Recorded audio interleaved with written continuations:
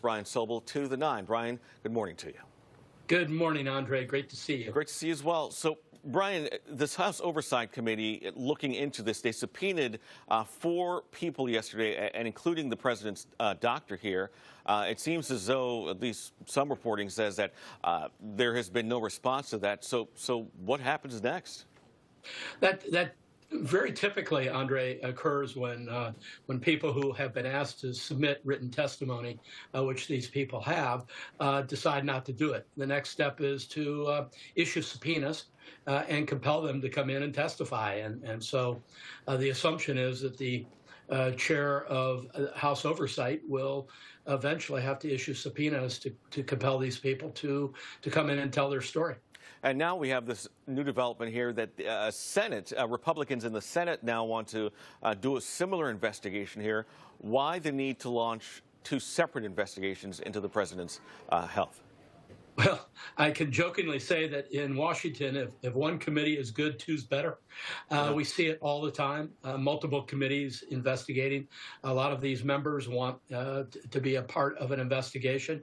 If their committee is not involved, then the committee that they sit on can be involved potentially. And so we're going to see a bit of piling on here around this issue of Joe Biden's mental capacity and in his last days and months and maybe even years of his presidency. All right, so it seems like they're focusing on the use of the Autopen probably later on in his presidency and whether he was going through cognitive decline during that time, and that's why they use the Autopen. Is that your understanding?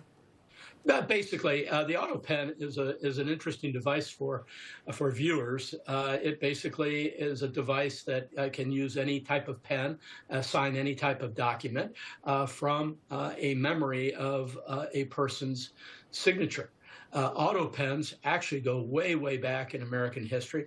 Thomas Jefferson, of all people, in 1803 was using a forerunner of an autopen to duplicate the letters that he was writing so that he could keep a copy of his correspondence as he was sending correspondence out. So autopens go way, way back. The question, Andre, is whether Joe Biden, in authorizing the use of the Autopen, was not cognizant of what was going out, quote unquote, under his signature. Worse, the use of the Autopen for taking notes. I guess some of the accusations here are that they were used to sign things that normally Autopen aren't used for as well. Well, when you get a presidential signature, given the fact that a president signs many, many documents, you can't always be assured that that document was put in front of the president. There are lots of things that go out under Autopen, and not just the presidency. A lot of different people, major business, corporate executives use Autopens. Autopens are in use everywhere. But the point is that, as an example, with a pardon, something that is a very, very important act by the president.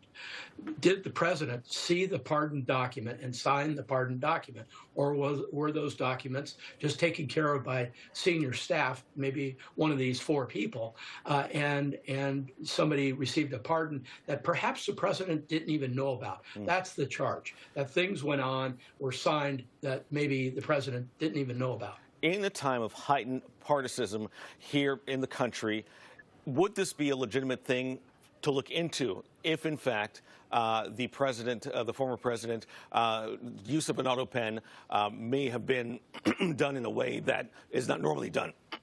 Pardon me, I'm losing my voice. But is this a legitimate investigation in your, in your expert opinion? Well, this is what happens in Washington, D.C. when one administration changes to another. There's and it's bipartisan. Democrats do it, Republicans do it, and they go back and want to review things that were done in the past administration, whether it's in the best interest of the country or the money that will be spent or the time that will be given to investigate the use of Autopen. Whether that is legitimate remains to be seen. I mean, we all, I believe, if we were being honest, saw President Joe Biden having cognitive issues. So it does raise the question, well, if he was having those issues, what was he allowing to be signed under his name that we don't know about? Gotcha. All right, Brian Sobel, we'll see what happens next in this case. Yep. Subpoenas could be coming for the people who did not respond to the House committee here, and we'll see what happens in the Senate, too. Thank you so much for joining us this morning. Take care, Andre. All right, you too. Well, a new partnership